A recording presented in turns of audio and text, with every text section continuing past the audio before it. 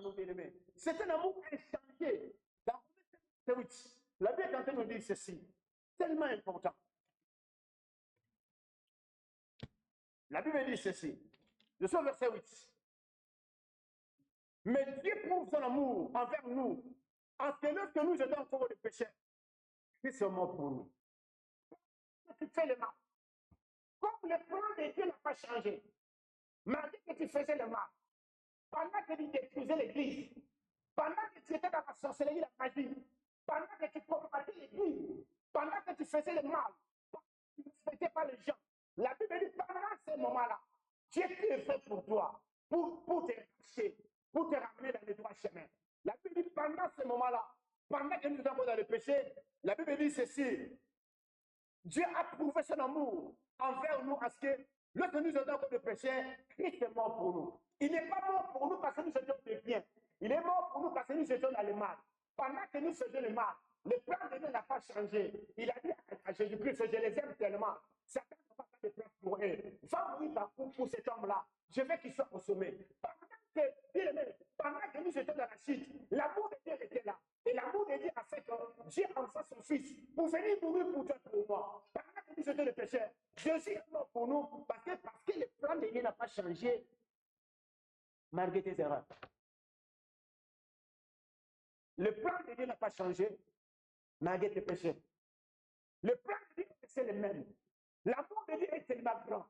David a dit cet amour-là de Dieu, a vu la grâce de Dieu. A dit, mais qu'est-ce que, comment tu peux prêter toute ton attention, toute ta force à cet homme-là? Comment tu continues à travailler dans la rédemption pour amener cet homme-là là-haut? Donc, David ne parlait même pas de la rédemption. Parce que c'est une parenthèse. Dieu lui dit, ça c'est une parenthèse. C'est une petite chose. Je t'aime toujours. Je t'aimerai toujours. Donc, je t'amènerai là où tu étais de voir. Mais seulement rentre dans les trois chemins. Tu feras ce que je ferai pour toi. David commence à sauter, dit, waouh! C'est ce que tu es. C'est ce que je suis. Ce que Dieu a préparé pour toi. Personne ne peut le changer. C'est un père fidèle. Lorsqu'il commence quelque chose, il n'arrête pas sans pourtant l'amener à la perfection. Malgré les péchés d'Israël, lorsque Dieu a dit à Moïse, prends mon peuple, amène-les dans la terre que j'ai promis à votre grand Abraham. Malgré les péchés d'Israël, malgré les rébellions, mais Dieu les a menés une des jusqu'à la terre promise. Aujourd'hui, le Canaan est habité par les enfants d'Abraham, les enfants d'Israël. Parce que Dieu a accompli ses promesses. Dieu ne change pas. Waouh! C'est ce que David dit.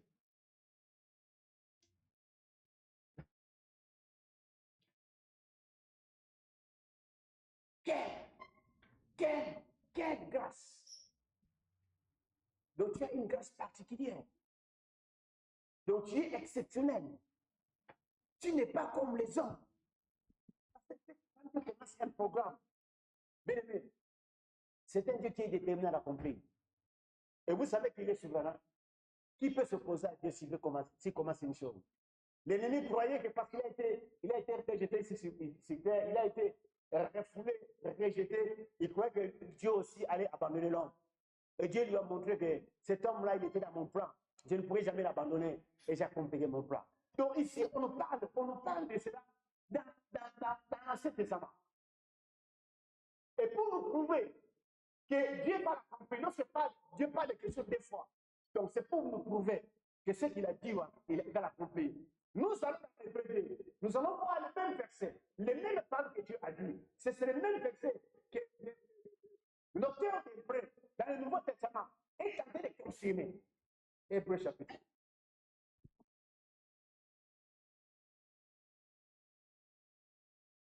Est-ce que nous sommes là? À partir du verset 5 jusqu'au verset 8.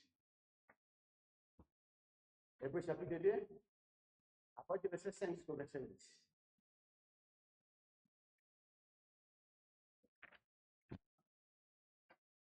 Écoutez ce que la Bible est en train de nous dire. Ça, c'est la confirmation que nous n'avons pas peur. Que les plans de l'ennemi a échoué pour toi. Écoutez-moi bien. Que les plans de l'ennemi a échoué pour toi. Ça, c'est la confirmation que Dieu t'aime, son amour n'a pas de prix pour toi. Ça, c'est pour te confirmer que quand tu viens dans la présence, sois dans le repos, parce qu'il va accomplir ce qu'il a commencé pour toi. Hébreu vient de nous confirmer à partir du verset 5. En effet, ce n'est pas à des hommes que Dieu a soumis le monde à venir de nous parler. Ce n'est pas à des hommes. La création soumise n'est pas à des hommes. Or, quelqu'un a rendu quelque part ce témoignage. Qu'est-ce que l'homme pour que tu te souviennes de lui? Le Fils de l'homme pour que tu prennes soin de lui. Tu l'as abaissé pour un peu de temps au-dessus des anges, mais tu l'as couronné de gloire et d'honneur. Donc le monde est soumis à nous. Ne tremble pas, bien-aimé, devant le péché. Le péché et le mal ne peuvent pas, bien-aimé, arrêter ce que Dieu a commencé pour toi. Les problèmes, bien-aimé, ne peuvent pas arrêter ce que Dieu a commencé pour toi. L'opposition des hommes ne peut pas arrêter ce que Dieu a commencé pour toi. Les décisions politiques des hommes ne peuvent pas empêcher ce que Dieu a commencé pour toi. L'adversité dans ta famille ne peut pas empêcher ce que Dieu a commencé pour toi. Même ton état physique ne peut pas empêcher ce que Dieu a commencé pour toi. Même ta phobie, ton niveau social ne peut pas empêcher ce que Dieu a commencé pour toi. Dieu a dit, moi, je suis d'une famille pauvre. Moi, je suis le moindre dans cette famille-là. Dieu l'appelle vaillant. Tu n'as pas encore combattu, mais Dieu te voit déjà vainqueur. Tu n'as pas encore commencé à marcher avec le Seigneur, mais Dieu te voit roi. La Bible est en train de confirmer. Maintenant, c'est dans le Nouveau Testament. C'est même le plan-là qui n'a pas changé. Lorsque l'homme a commis le péché, c'est ce même plan que Dieu est en train d'appliquer aujourd'hui. Je vais te dire que ce que Dieu a commencé pour toi, il finira par l'accomplir. Ne vois pas le nombre de personnes, ne vois pas l'opposition que tu as, ne vois pas les incapacités que tu as, ne vois pas tes faiblesses bien-aimées. Dieu va t'amener jusqu'à devenir fort. Il va utiliser ces faiblesses pour faire de toi un homme grand. Donc Dieu, c'est comme ça qu'il agit, bien-aimé. Ce foi n'est pas nos foi, bien-aimé. Donc je voulais te dire que tu es cet homme-là que Dieu voit au sommet. Tu es cet homme-là que Dieu voit être un témoignage. Tu es cet homme-là, bien-aimé, par lequel déjà les nations seront sauvées. Donc le plan de Dieu n'a pas changé. Il est de ton côté. Le Dieu me dit, waouh, malgré j'ai fait pécher cet homme, mais sa majesté est toujours de son côté. Ah, et il est tenté d'accomplir son plan. Et David a vu cela. Il a dit, waouh, bien-aimé, nous sommes les bienheureux. Nous sommes les bienheureux. Dans ce plan, on a bien-aimé. C'est un plan de Dieu. C'est seulement la grâce qui a fait que nous faisons partie de ce plan-là. Donc moi, seulement ce que je dois faire, de me mettre dans les droits chemins et que le Seigneur continue ce qu'il a commencé dans ma vie. Ce qui nous empêche de vivre la main de Dieu, c'est parce que nous interposons. Nous voulons que Dieu nous conduisons Dieu. Nous voulons que Dieu rentre dans notre plan. Dieu nous dit quelque chose et nous voulons faire autre chose. Nous voulons être comme David. Si Dieu a dit que tu auras la royauté, ce n'est pas à moi d'aller combattre celui qui est sur le trône. C'est à moi de laisser à ce Dieu-là de faire son œuvre, bien-aimé. Nous devons nous remettre entre les mains de Dieu. C'est pourquoi j'ai la consécration. Nous devons nous remettre entre les mains de Dieu. C'est Dieu qui connaît son plan. Il va l'accomplir pour le bien de toi. Bien-aimé, Dieu, c'est nous qu'on appelle Abraham. Abraham a dérangé Dieu. Dieu dit, mais laisse-moi tranquille. Ça, c'est mon plan à moi. Mais je n'ai pas d'héritier. Mais maintenant, c'est le serviteur qui est né dans ma maison qui sera mon héritier. Dieu lui dit, non, ce n'est pas ce serviteur-là. Malgré qu'il était dans la ménopause, malgré sa femme était dans la ménopause, mais il n'a pas finalement accompli que je dois laisser entre les mains de Dieu. Et quand neuf qui sait laisser entre les mains de Dieu, c'est alors que Dieu a accompli son plan. Laisse-moi te dire, ce n'est pas seulement pour apprendre. David vient de le confirmer. Cet homme-là dont tu parles, c'est toi. Ça dit que tu es dans le programme de Dieu. Dieu ne t'a pas appelé à lui seulement pour rien. Tu es dans le programme de Dieu. Mais si tu te poses des questions, tu te dis que moi, jusqu'à aujourd'hui, je n'ai pas, le corrigeur ne vient pas. Laisse-toi seulement te l'aimer de Dieu. Rentre dans les trois chemins. C'est Dieu qui choisit, bien-aimé. Celui qui a institué le mariage. Et il connaît l'homme ou la femme qu'il a préparé pour toi. Si tu as des choses qui ne vont pas encore, mais laisse entre les mains de Dieu. Celui qui connaît le programme. Celui qui connaît le programme. Ne combat pas Dieu. Ne combat pas Dieu. Le dimanche passé, nous sommes d'aimer Dieu de toute notre force, de tout notre esprit, de toutes nos pensées, d'entrer dans la présence de Dieu, d'aimer la prière, d'entrer dans la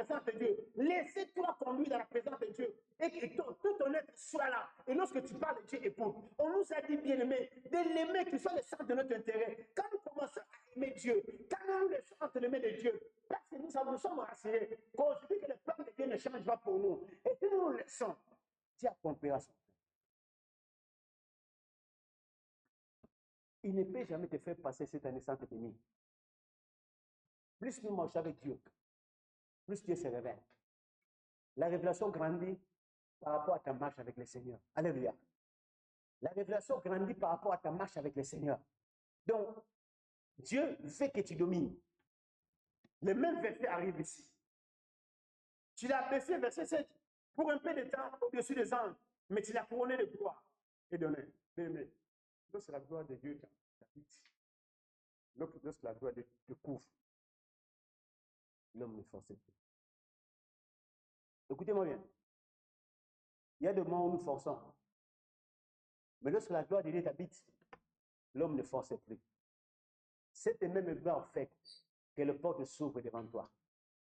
Cette même gloire fait que les adversaires tombent devant toi. Cette gloire fait que Dieu t'amène là où il est tenté de le voir. Donc la Bible dit il nous a couronné de gloire. Il nous a couronné de gloire. Quand un homme est couronné de gloire, lorsqu'il avance, les éléments de la nature viennent en sa faveur. Lorsqu'il avance, les portes s'ouvrent. Lorsqu'il avance, la gloire de Dieu attire les choses. Attire les choses. Lorsqu'il avance, bien aimé, les ennemis vont commencer à s'agenouiller, à se soumettre. Ils vont commencer à comprendre que c'est lui que Dieu a choisi. Lorsque la gloire de Dieu t'accompagne, bien aimé, personne ne lèvera sa main sur toi. Alléluia. La Bible dit qu'est-ce que l'homme? Tu l'as couronné de gloire. Et tu l'as couronné d'honneur. Tellement le Seigneur fait dans ta vie. Et les gens verront l'honneur de Dieu en toi. Les gens verront l'honneur de Dieu en toi.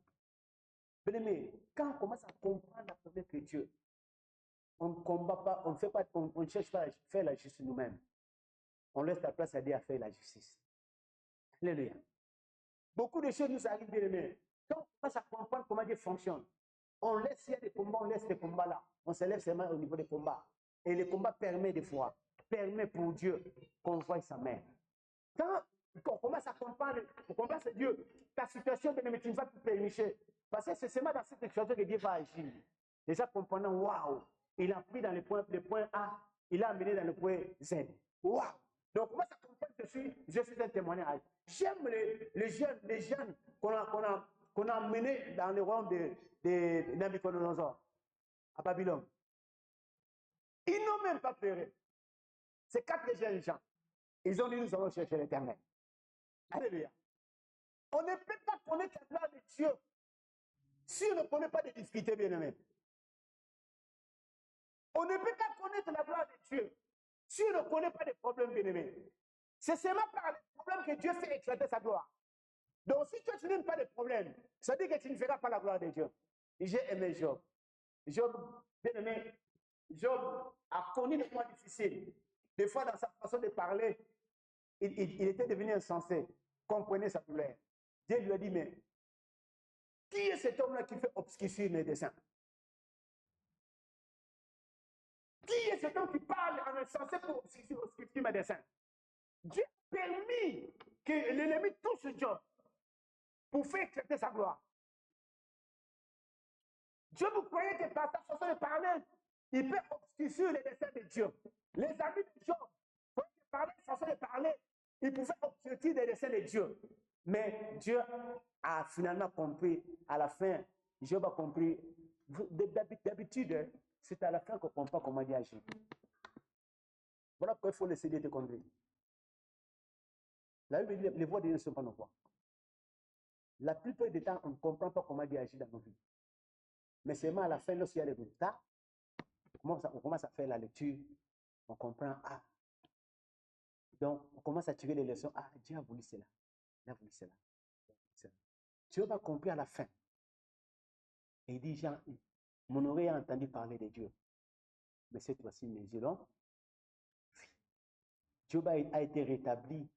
Tout ce qu'il a perdu, il a vu ça au double. Et même ses amis ont venu s'agenouiller devant Job. Ils ont amené des présents. Ils ont amené des cadeaux, des offrandes à Job. Dieu les a imposés de venir devant Job pour donner leurs offrandes.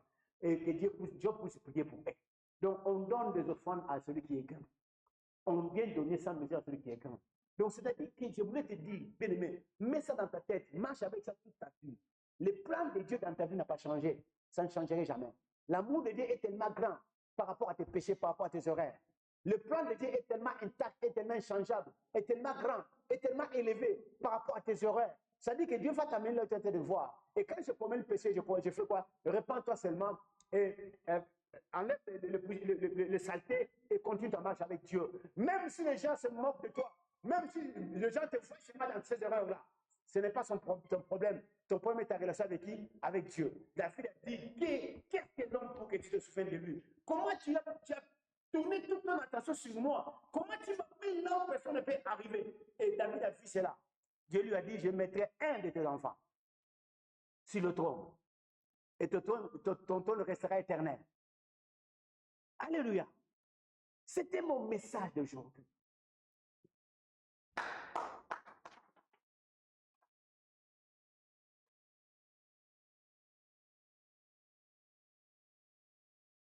Quel est ce problème qui te surpasse?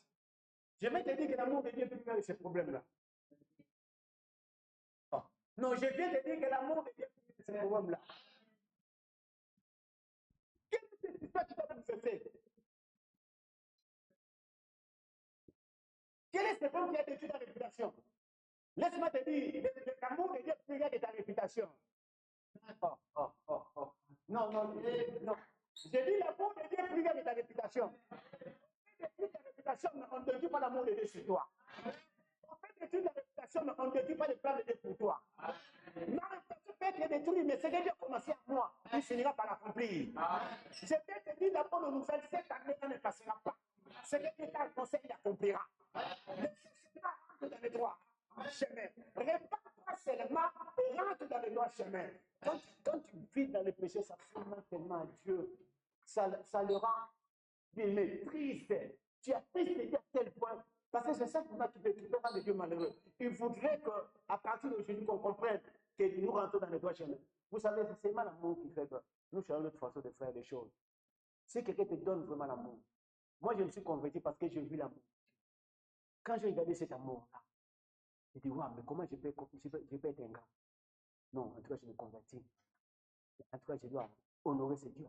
Et quand nous avons compris l'amour de Dieu pour nous, il a donné Jésus-Christ. Et quand tu as compris que tu n'as pas de prix à payer pour cela, quand je comprends que le Père de Dieu est état, qu'est-ce que je fais? Je vais seulement donner. Yahweh. J'aime bien cette chanson. Ça dit que Dieu me convainc par sa parole, par les preuves, qu'il fait de lui que son frère reste le même pour nous. Et lorsqu'il te convainc, ton cœur est acquis. Je veux aujourd'hui que tu donnes ton cœur.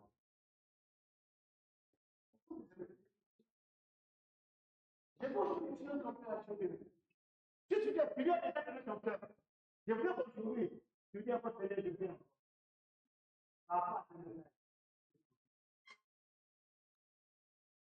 Si tu fais des choses que Dieu ne peut pas, tu ne vas pas Dieu. Parce que Dieu ne peut pas accomplir ses plans sur une autre personne. Il peut l'accomplir de toi. Ce plan-là, c'est pour toi.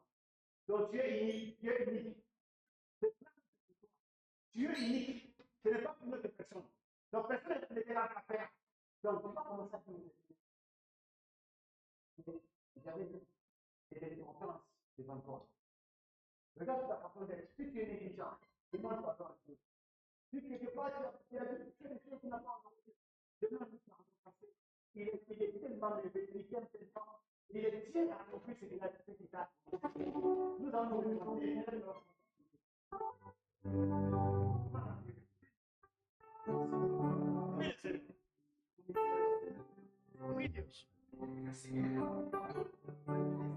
Prie Dieu. Prie Dieu, bien-aimé. Parle à Dieu. C'est lui qui t'aime, bien-aimé, parle-lui. C'est un Père qui nous aime, parle-lui. Parle à Dieu. Son amour n'a pas changé pour toi. Son amour reste intact, bien-aimé. Il n'a pas changé.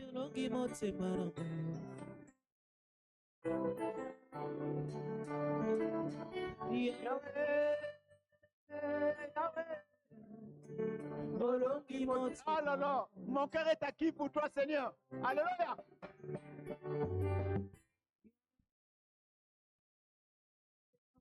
Oh Seigneur, tu as acquis mon cœur pour toi, Jésus.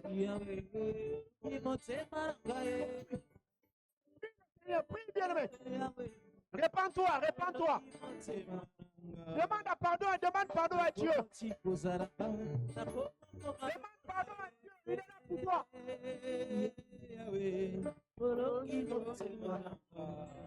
Demande à Dieu pardon, bien-aimé.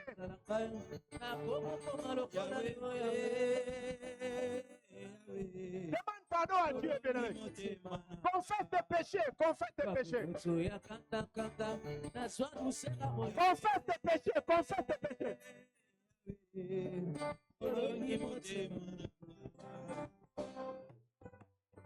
Bien-aimé, tu as confessé tes péchés. Commence à dire à Dieu, remets-moi dans ton plan. Qui te remet dans son plan pour toi. Dieu à Dieu qui t'amène là où il est tenté de te voir. Qui te donne ce qu'il a commencé avec toi. Tu n'es pas un fruit d'hasard. Tu es dans le plan de Dieu. Qui t'amène là où il est tenté de te voir. Que ta main reste sur toi. Qui reste toute ta vie de ton côté. Commence à dire à Dieu, c'est toi qui m'as dit cela. Que ton plan pour moi n'a pas changé. Tu m'as donné la domination sur toute la création.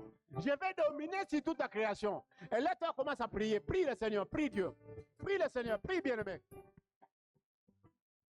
Prie le Seigneur. Il bénit ta famille, prie le Seigneur.